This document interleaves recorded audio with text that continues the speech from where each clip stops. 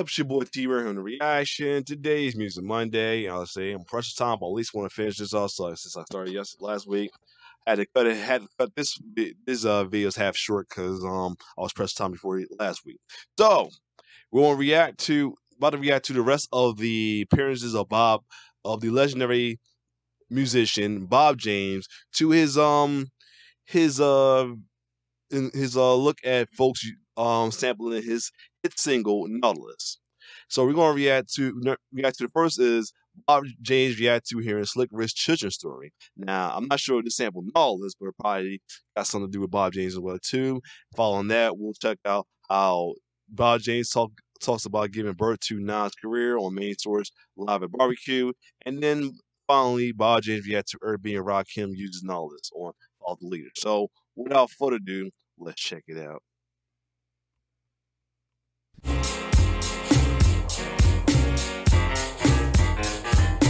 All right, next we're looking at Slick Rick, The Great Adventures of Slick Rick, and this is the great Get On Down reissue with the actual children's story in it. So it's got like the lyrics printed out. And I'm seeing it for the first time today. That's dope. You can read it to your kids before they go to sleep. Take a look there. That's awesome. Wow. But this children's story didn't directly sample Nautilus, but it sounds like they replayed that. Oh wow! That's not a sample. That's a replay. Yeah. Wow. Yeah. But again, another one of the. I didn't even pick that up till now. Wow. Yeah, I mean, okay. Yeah. I didn't That's even awesome. pick that up till now. But I mean, it's one of the one of the Definitely iconic classic. This song has no hook. It's one long verse. Yeah. And it's a major staple. Yeah, we all probably memorize the song, Yeah. sing along to it. But I mean, did you ever hear this in that era? And no. I didn't, and not until recently that I was even aware of Slick Rick at all. Right. But the difference here, as we were talking about the licensing and everything else, is that because it's a replay, it's a publishing issue, not the record itself. Right. So Okay. even though I own the record Nautilus, they don't have to get a license from the record. It's only from the publishing. Gotcha. Wow. Okay.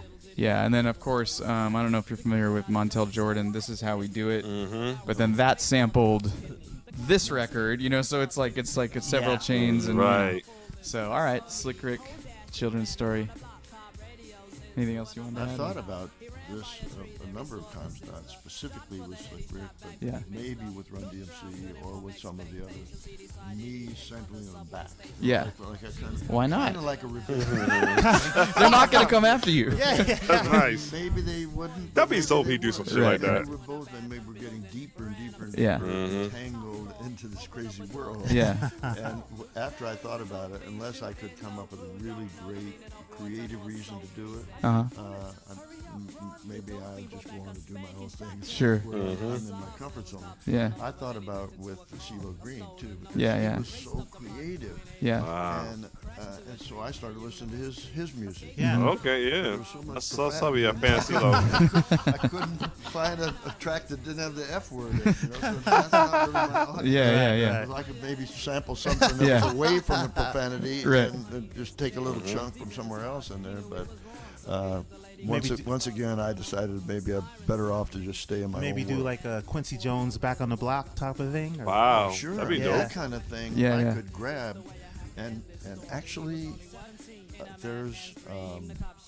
a way to cheat if you are cheating more from a creative, use just enough, but change it in terms of yourself. So I wouldn't necessarily take Quincy Jones Back on the Block.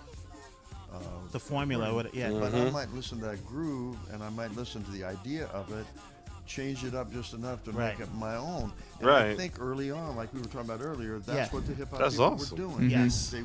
They were being really creative. Right. And they got their feelings hurt, or they got angry when they got caught in a way that made it seem like it was a bad thing when it wasn't. It was a creative thing. Exactly. They just got on the wrong side of the law inadvertently. Or Right. Yeah. All right, Slick Rick, children's story with Bob James. Yeah, that was good. I never thought that till they said that there was a little replay of it. I gotta look that up myself when I get a chance. For sure. So anyway, now we want to do now we're going to kick it off with how Bob James gave birth to the career of one of the legendary rappers out there. That's none of it Nasty Nas, NAX Nas, Nasir Jones, who got his start in the big mainstream rap game, featuring on main source hit single Live at Barbecue, which kicked off his career, and the rest is history. So without further ado, let's see Bob James talk about giving birth to Nas' illustrious career.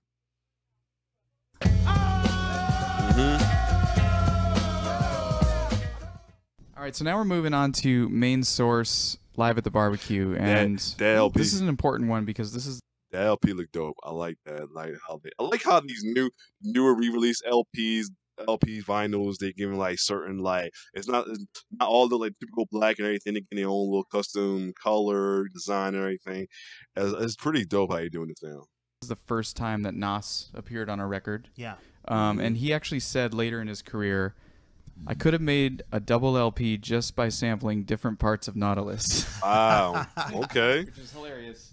Probably not to you. Yeah, well, it is in a way. And he was one of the ones that I was fascinated by. That we actually started to do that same concept with a different producer. Yeah. They were going to take it to 6 or 8 different producers and right. have the whole album be Nautilus, but great. From different pieces of the record. Part of the way into it, but I was only marginally interested, and I wasn't interested in putting my own money into it. Right. Never got finished. Okay. I mean, so Nas actually rapped over Nautilus, like he said in that line. There's another song he did with Mary J. Blige and DMX. Oh yeah, that's right. The same Sanity, break, or maybe a different piece of the record, but yeah, I mean, again, this Breaking Atoms album is looked at in hip hop as like one of the greatest albums of all time. Yeah. You know? I'm learning that for the first time today. Yeah. Okay. Yeah. So, and this is Large Professor who produced this record, and this is the first appearance of Nas, who would go on to be, one of the top MCs. 5 MCs ever, and so at the top of some people's lists. Like, you know, in many lists, he's the number one. Yeah. You know, so is it amazing to you that your break basically gave birth to one of the greatest rappers of all time? I mean, many of them.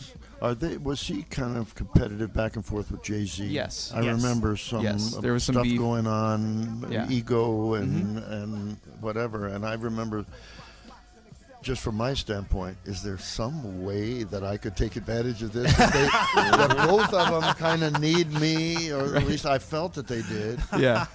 But I couldn't quite get a hook on how to do it. Right. And I really felt better about just being peaceful and doing what I do. Yeah. Doing a good job of it rather than feeling the need that I had to grab their stuff or go into a competitive thing or whatever. So I didn't do it, but I was aware of it. I was aware of this thing going back and forth between those two people in their world, and that in some way, because the music part of it was indirect to them. Nice. They needed my chunks. They needed it. Yeah. And I was like, shoot, somehow could I have had a high-powered manager going in there going after them. But then at the same time, in the same field, it's a scary field, and people are getting murdered. Yeah. And a whole bunch of other stuff like that. I said, do I really want to be part of that? In the middle of that, No. There was a lot of egos thrown out around there. Yeah. Just from my short time knowing you, your ego isn't that big, so you're good. You're down there, guy. Yeah. But also, they reconciled, and they're friends now, Jay-Z and Nas. So that's cool. They've appeared at each other's concerts, done songs together, and you know, so it's good to know that's all. And that's the other thing that I wondered, appearing in a show, do something on one of that completely different circuit of performances and different venues, different audiences. But I had an identity there, but it wasn't a visual identity very much. Am I going in there as a 70-plus year old man? If I turn my hat back, is that going to do it? Who's for the me? security guard out there with Nas? No, I don't think so. All right. Well, main source, Live at the Barbecue, featuring Nas and Bob James. And this is the Vinyl Me Please reissue. Right. Nice. On amazing Breaking Atoms like vinyl. An egg yolk just put right yeah. Yeah. All right, before I go to the next one, if you see the link right there, this link right here, that's the link for the whole episode right there. If you want, I'll actually post a link in my comment and the description as well too, the whole episode as well too. Now the final piece of it we're gonna react to is Bob James react to Rakim, Arabian Rakim using all this for his song "Follow the Leader." You got this one and another one like I found out with Slick Rick. With this one, definitely you gotta listen carefully on how this samples on all this as well too in a way. So without further ado, let's check it out. Button. Here we go. There we go.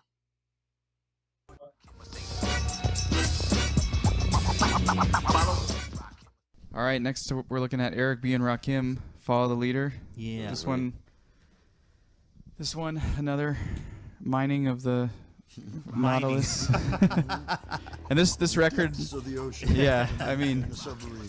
this has been, when we had Talib Kweli on the show, he picked this. When we had Evidence on the show, he also picked this. So this is made up, this has been on our show quite a few times. Obviously, it's influenced a ton of artists, but there we go. You recognize that? Yeah, so I mean, how did you stumble upon this one? Or did you? Well, through the chain of finding out about the legality, that's the way I found out about it. Otherwise, I wouldn't have heard it. But what's interesting to me is that I was trying to understand why. And for the most part, the bass line in Nautilus and the drum groove, I get it. I get the magic of it. The sound effect of the Nautilus submarine thing is less obvious because they could get that anywhere. Why did this submarine sound effect? Because they're not sampling my groove. They're just sampling this little tiny piece. Thing that had an iconic thing because it got sampled enough times that I get this credit. Thank you very much. I love it. I love the credit. But I still find it so mysterious and weird, and being at the right place at the right time. I think that's the thing about a lot of samples though. Like, sometimes it don't be like a groove or the replay of a song, a part of a iconic part of a song. It just be that one little piece of sound that's on there that you got like the producer, DJ, whatever. Like, I gotta have this on my record. That makes the final piece of a song excellent though. That's what Eric B. and Rakim did with this one, Nautilus, though. So, yeah, this is, like I said, one of the ones you got to hear carefully to find that, that's a sample right there. Even sometimes the iconic voice, like the voice over like a commentary in a song, could be iconic enough to be part of the song and be memorable. You know what I'm saying? Like, on BC, speaking of Beats Around with Nautilus, on Beats Around of the Get My Up All Day, that's Sam Kinison I found out too in the Run DMC sample show. Speaking of that, when's that part 2 gonna come out? Anyway, let me keep going. Just to give you a taste of that culture, I think what happens is, and I never was a producer, but this happened to me. So people find out what record someone used. Okay, Run DMC used that record. Oh, really? Let me get that record. Like, there's a crazy hunt. It'd be like that. Record. Or they want to get that sound. Yeah, everyone like I want that same sound as this rapper or other artists. That must be Bob James must be a part of my hip hop collection now. So you get it, you start listening to it, and you just go, well, they use track 1, we're going to use track 2, or they use the bass line, they use the bells, we're just going to use or we're going to chop up the snare. So it becomes, it's almost like the secret's out, and everybody wants to take a piece. Or this record was a hit, they used the Humpty Dance drums, so then 50 records used the Humpty Dance drums, right? You know what I mean? So it's like, I think that's what basically happened here, is like we need some ear candy for the background. Like you said, you could do that anything, add some verb to it, and it would sound good. But hey, I got the Nautilus record. Everyone else used it. Let's just sample this little piece. Yeah. I was feeling that too. Yeah. A lot of luck involved that I was there at the right place at the right time. But I just keep harping on this, the cold business aspect of it. the key for me in talking to young people is protect your copyrights from the very beginning, because you never know. And I'm an example of something that took 20 years later before I was in a position where I could take some advantage of it. Yeah. But I wouldn't have been able to do anything if I didn't own the copyright, if I hadn't protected it, if I had sold it, or if I'd given it away, or whatever. Yeah. It would have been nothing. Yeah. All right, Eric B. and Rakim, follow the leader with Bob James. Yeah, this was, I bet the whole episode was a good episode to watch though. So yeah, if you haven't, definitely check out and let the record show. Check it out, the episode with Bob James though. I might check it out myself on my own and everything one time. But like I said, it can be the iconic groove, the iconic drums, or even a piece of sound effects, or even some commentary or anything. Everything is always a good sample to use for a song it can also be the final piece you need for a great song. And if you looking for somewhere to get that great final piece of your song, again, check out Tracklib. All right, Tracklib. If I last video I just help you get a refer or anything, but Tracklib is for a place that you get samples that are royalty fair, like samples from Beethoven to Isaac Hayes and many others. Speaking of Isaac Hayes, they got this incredible exclusive collection of Isaac Hayes songs. There's great samples with demos, rarities, and all of that. As a couple of songs on Fair Love they have on there as well too. And not only that, they'll help this site will help you get yourself songs licensed as well too through the samples as well too. As low as $50 depends on the category of that sample. And if you do want to sign up for Tracklib, I'll post a link on my description and as well my comments as well too. So if you click on that referral link for me, you will get 30-day trial and 15 credits, and myself as well will get 10 credits for you as well too for referring to you. So other than that, if you like my reaction, like, share, subscribe to my YouTube channel. It's your boy T-Bear signing off. One love.